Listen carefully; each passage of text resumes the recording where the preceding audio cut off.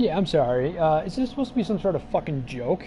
I wasn't paying that much attention to the nonsense that I got from the mini free agency pack, and you could say, well, whatever you basically finished, maybe not in the very last category, with the second last category in the season, so you don't really deserve much. And I think there were three gold rare, none of which are worth anything. I could maybe get, I don't know, maybe 1,200 to 1,500 coins from each of those three.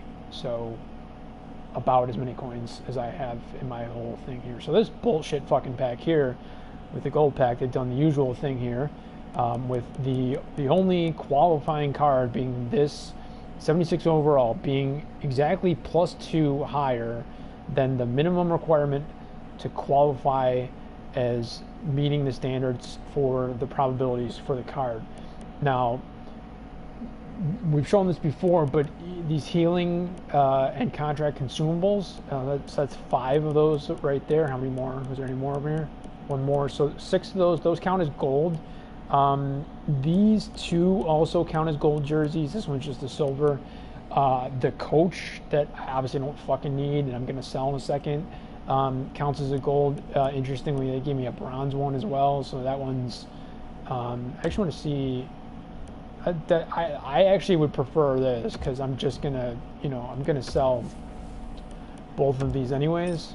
So I don't really care if it's bronze or gold. But the problem is that counted as a gold card, so it counts towards their gold items that they're required to give you. And then as far as the rares that they're required to give you, it's all right there. It's bronze and silver. Literally every single card, other than the one that was required to be a gold player, that they gave me as a gold common, and that right there.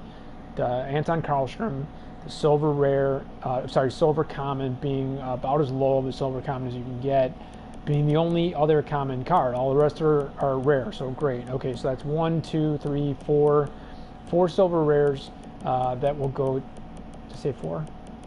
Yeah, so 4 silver rares, being one shy of what would be needed for me to turn in for 1 gold common, which is essentially all I got out of this pack. I got 4 out of 5 towards 1 gold common, and I got another gold common. So I'm close to 2/5 towards an untradeable gold rare, which is going to be a fucking 80 overall anyways, so it doesn't even matter. But if you're like, well, the silvers and the bronze are rares, what are you upset about? Well, part of the problem is bronze cards. I don't know if they've changed this, but back in the day, there were about 4 that I knew of, so maybe like 6, 8, 10, the very max, but I was aware of 4 total bronze common cards that existed in the game. And for like a minute, for some strange reason, they were actually selling for more than everything except for like the gold rares. This was really early on, and I haven't paid attention to them in a while, although I know I did pick up one of them in some random pack at some point, not even in like the daily rewards, like in one of these packs or whatever that I either wasted coins on or that they gave to me for completing whatever I completed, probably just in the regular versus CPU events or whatever. So I mean, the other cards, unless they're going to be this exactly a silver common, they're going to be rares, so they're going to count towards their rares. They've been doing this all year. In the very beginning of the game, for not the whole time, probably not even when it first started, and when players like myself that had the pre-order and played 3 days early, probably not in that period of time, but there was a period of time in there, I think before the Evos came in October, where I don't think it was even a full week. These gold packs, even including the 2 free ones that you get every week, again from the pre-order, they were actually solid. And part of that was because, even in like an 83, I think I picked up a supposed duplicate Landeskog in the mini free agency pack. It's not actually a duplicate though, because they gave me this bullshit 2-day free loaner in replace of Evos that I had, which included Landeskog for some reason. But anyway, like even like the Landeskog, that wasn't the greatest card, but like even like some 83s were halfway decent, back at that time. And if you manage to snag one of the top ones, you know, like even like a Tarasenko at 85,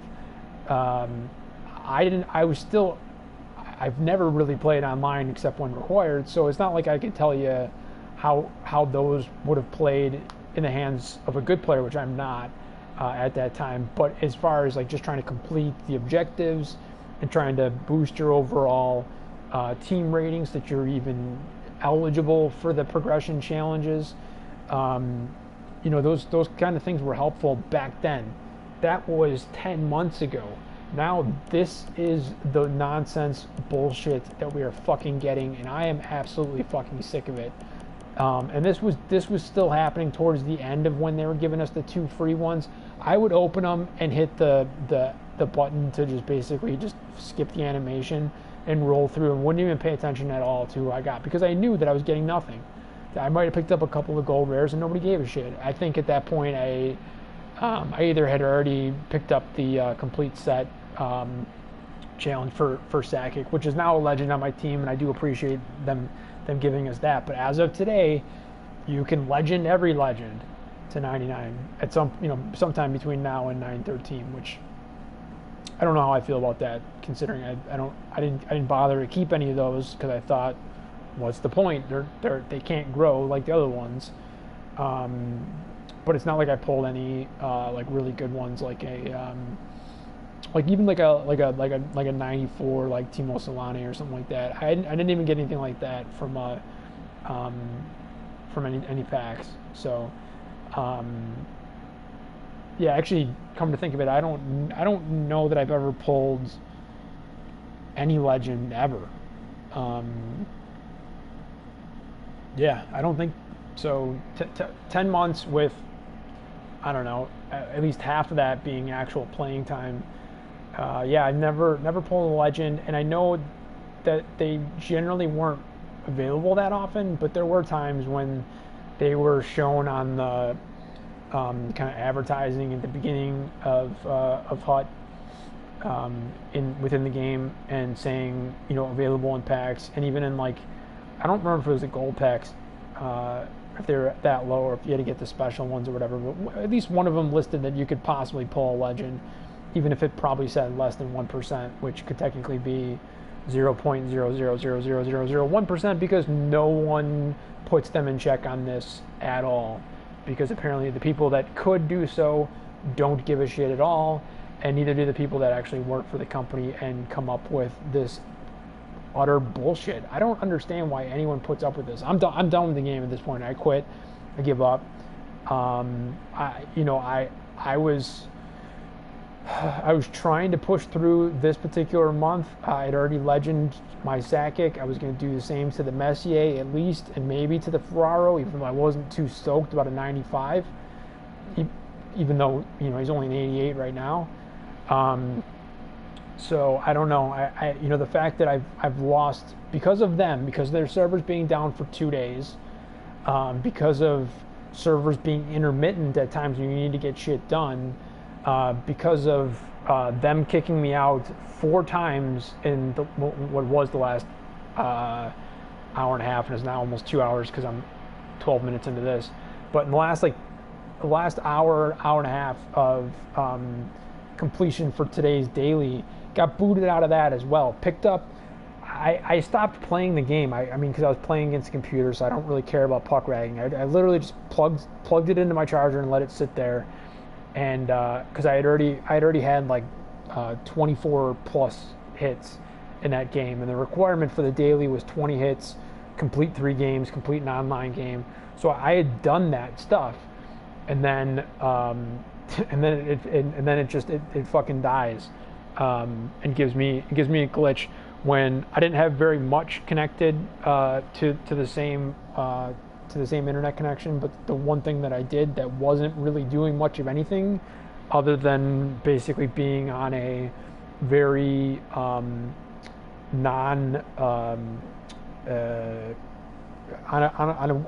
a very basic website that wouldn't require much pull from, you know, the potential speed or computing power or connectivity availability from the router or whatever.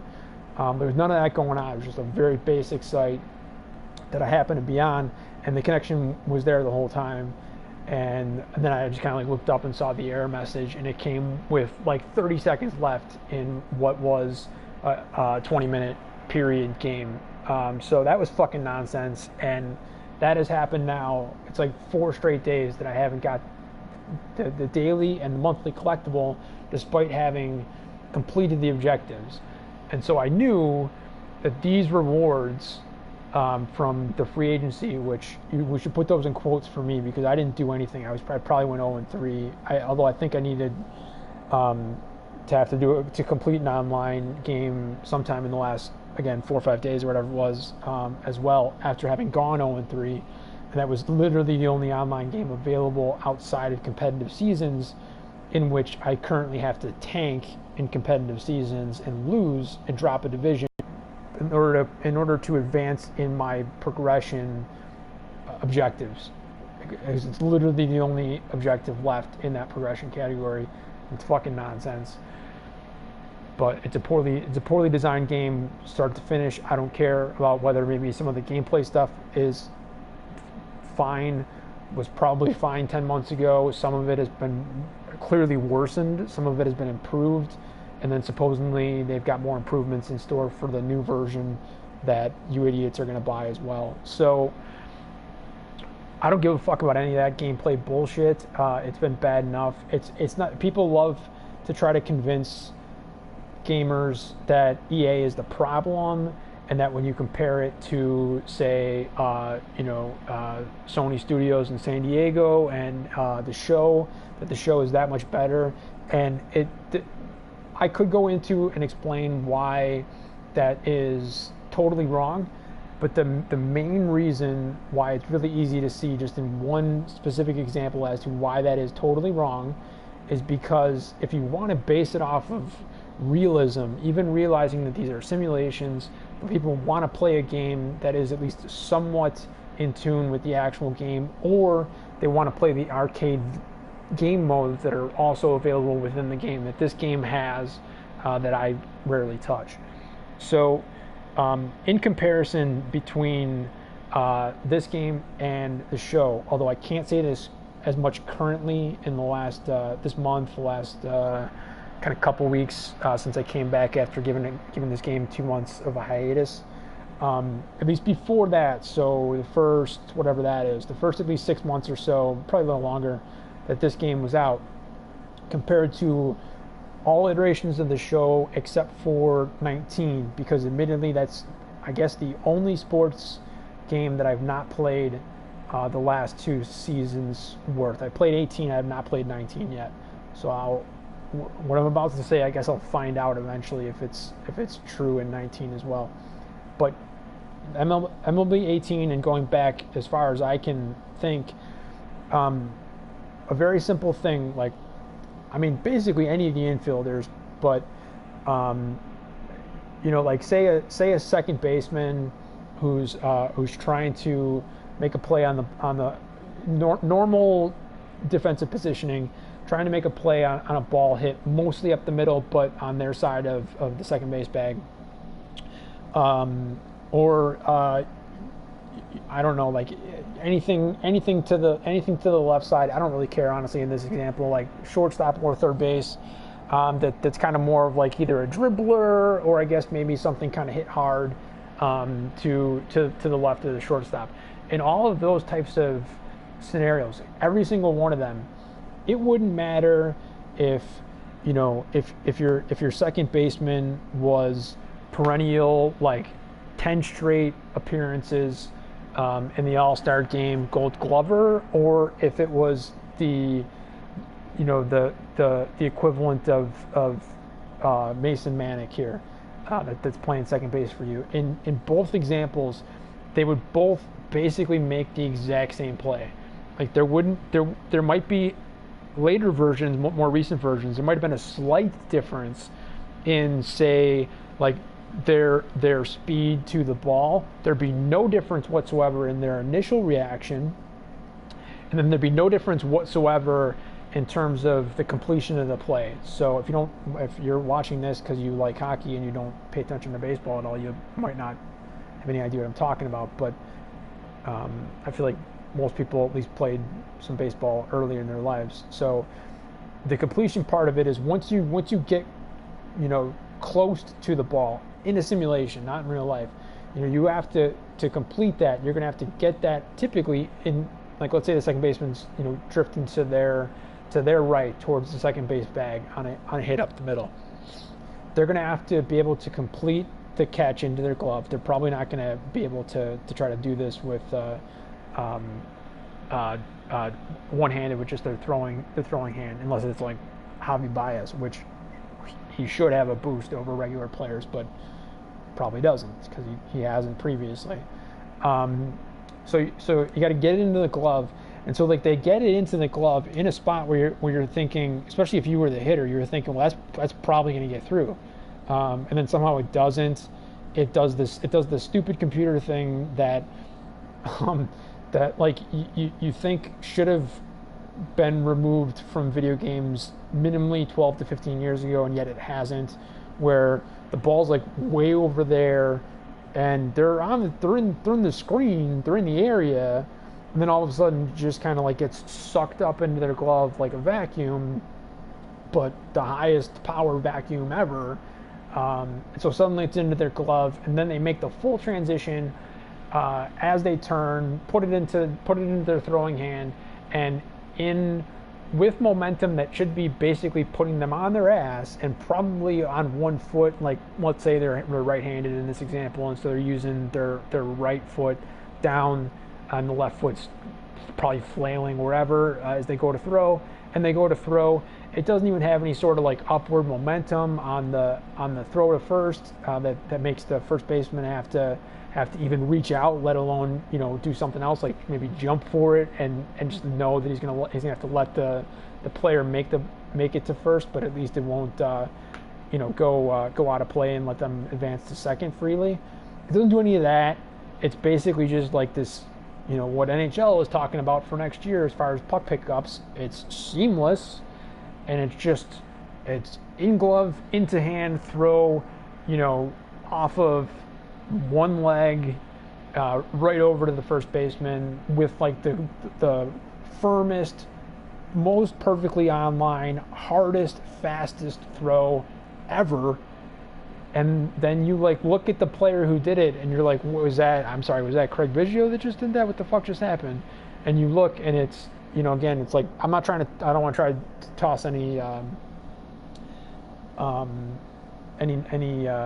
shade on any existing players, but over there in MLB. But like it's things, it's like it's not Biggio. It's like the equivalent of Mason Manick trying to play second base, and you're just extremely confused. And you might have had somebody with like 99 speed that had hit it. Maybe they were even hitting from the left side. Like everything was to your advantage to be able to get there to first base quickly, and then it just doesn't happen.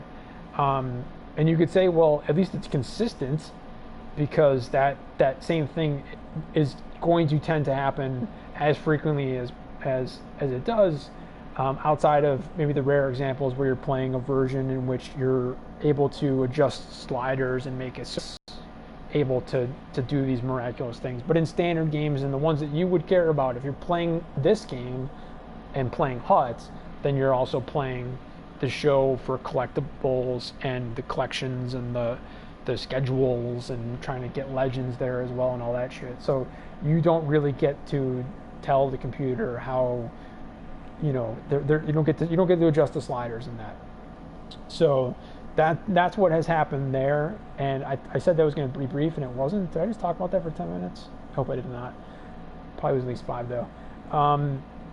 But yeah, that kind of thing, super common and absolutely absurd. And so for anybody who's like, well, Sony San Diego is so much better than EA in general, or EA Vancouver, and yada yada yada. No, they're not. I mean, you look at stuff like that, and it's very clear to see. Maybe before, say, this last, year and a half or so, Um, there was a time where I there John Lester, having been moved over to the Cubs at that point, had had never had a successful pickoff, and it had been years. I don't remember the exact numbers, because this was like two years ago that he finally did it. But he had a number of years where he had never even bothered to throw.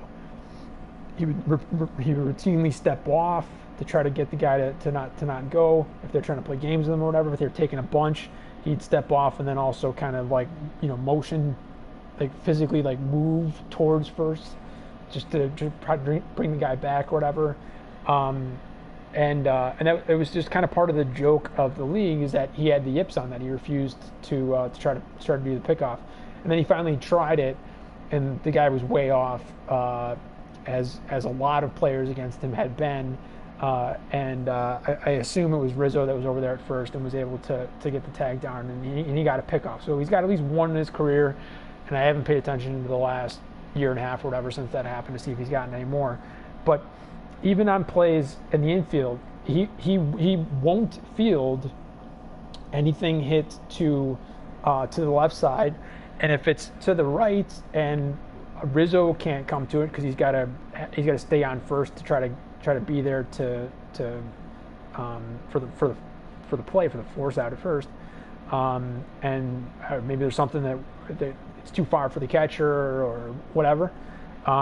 Even on those, a lot of times, as much as I appreciate Lester, not just as a player, he may have been willing to at least go and field the ball, so it wouldn't just be sitting there and then have everyone, wonder if the guy was going to try to go from first to second before someone would pick up the ball.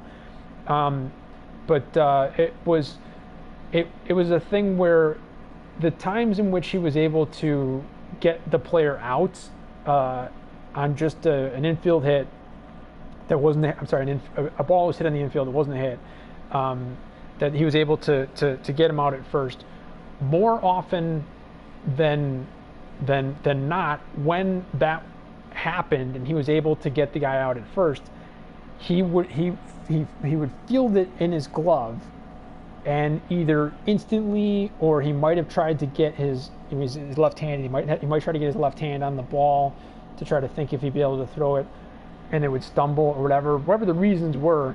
More oftentimes than not, he would take the glove off with the ball in it, and usually like kind of underhand toss the glove over to first base, and that counts. It counted, and there were outs, and he got more outs. He got more of the force outs on just regular, plain vanilla nothing hits that plenty of hitters normally probably wouldn't even bother to try to run down there very, very much, because it was such an easy play. But versus him, you got to get a chance of making it there. More oftentimes than not, you get him out from that than from kind of any other circumstance in which he's actually having to field that ball. And despite that, in the game, dude is capable of like storming with massive speed towards the third base line on a dribbler, fielding it in his glove. Again, momentum should be taking him into his fucking dugout and bringing it over into his left hand and whipping it over to first, and barely beating the guy who again has probably got massive speed or whatever. And I know from having seen him play so often, a good bit there in Boston and then plenty in Chicago, it's the most unrealistic thing that I think I've ever seen in a sports simulation. It would be, for me, it'd be like the equivalent of Tecmo Bowl back in the day trying to suggest that like Brian Piccolo was having the same speed, exact same speed, or faster than Bo Jackson. I hate to tell you, it's just not true. It's a great movie, by the way, featuring real life Brian Piccolo. Played obviously not by him, because the movie was made after he passed. And I would recommend watching it. It's called Brian's Song, if you haven't heard of it. It's a good movie. But he did not have Bo Jackson speed at the time the Tecmo Bowl came out. So if they had done that, people would have been like, this is kind of bullshit. Why would you do this? That was the fucking 80s. So in 2019, this nonsense is happening, and people are like, oh no, the show is great, super realistic. And maybe people don't realize, because like a month into the game, and their whole squad is, the equivalent of 99s across the board, and legends and premier players that are still playing the game or just recently retired and stuff like that. And maybe people are doing that here on NHL, although I have seen a lot of people talk recently about, at least online, on the EA forums specifically, talking about like these types of players coming up against them in a variety of online play, and like these guys here with like 75s and 68s for speed, getting blown out on races to the puck with their 99 overall players with 99 speed. I have personally not seen that kind of, I would call that reverse tilt as opposed to just standard tilt. I haven't seen it, and I actually haven't even seen too many people put YouTube videos out trying to illustrate it either. And I kind of wish that they would. I feel like that'd be more proof that this is as much of a problem as people are suggesting it is. As you can see, my team is terrible. It's a 95 overall. It was listed as like a 97 and maybe even 98 when I had the two loners, the Austin Matthews and the Matthew Shane on my team. But now I'm back to all my standard players and maxed out at 95. And it's not really a true like 95 team. I got the Sakic 99, and that's it. The next highest is the Legend Messier. That's 96 at the moment. Which, as I said, I'm quitting, so I'm not going to bother to legend him up to 99. I don't know if I even really wanted to do that anyways. I think if I had the choice between that versus like a brand new 99 player, clearly that's an easy choice, I think, in my mind. And potentially even someone else that's in that range, like maybe even like a 94 who's got specific stats that I'm looking at that are practically equivalent to 99. I'd probably prefer to add a player like that to my team if I were going to continue. But if this is what you're going to get me, if I have to wait 14 days for this, and during that time you're going to keep me from being able to get the collectibles from the dailies, when there's, you look right there, in 47 seconds from now I'll have 6 hours left until my next daily reward, and I don't have the Chelios from that yet, so I can't legend up my Chelios because I haven't been around for 408 hour sign-ins yet, mostly because I quit the game twice in the time that it's been out. But also because, in 5.5 hours from now, either EA servers or this particular game could be down, or PSN can be down, which is obviously not the problem of EA. And then occasionally, but very, very rarely, I may be having an ISP issue, which would tend to be more of the type of thing if there's like a huge sort of storm. And now that we're into the summer months, that would be, I guess it could potentially be precipitation, maybe, but more likely it could just be like an overheating sort of situation on the outside stuff that's not my own equipment, and even that, it would probably get resolved relatively quickly. Like I would get that taken care of, and I would assume in under a couple hours, as opposed to in some cases having to wait like 24 hours for the combination of either EA Vancouver, EA in general, EA Sports, and or together and get people back online and being able to play. And I'm not going to try to suggest that they're doing this intentionally. That's idiotic. They're in the business to try to make money. If they're hoping to get pre-orders, that could be in the U.S. like $100 per. So that means, with the dollar being crap, Canada would be paying probably more. Was that 120 for you guys there? Is it that bad? But they could potentially be trying to get those boosts as opposed to the standard price, and then especially compared to, like what you were capable of playing for some sports games that came out in September that were available for $2.50 just a month and a half ago or something like that. So again, I don't know if they're looking to just boost those from a pre-order perspective. Although I do know you only have about 5 more days left to secure your 85 overall. Probably, it would. I don't know what the choice would be. I guess you get to different varieties of Austin Matthews or some shit. I don't really know or whatever. But 85 overall hut cover, and I would assume it looked like everything else would be the same for other pre-orders that would come after July 16th, and for all I know, they may add another incentive that would be different than that Austin Matthews for any other pre-orders. And I can understand that push, and I can understand a player feeling like they don't want to give the 3-day advantage to their competitors. But again, I don't play online, so I'm not really competing against others other than maybe like wanting to be able to like sell this stupid healing card for more than 50 coins and not being able to do it. Is there anything else in here that I can sell? No, of course not. So that's it.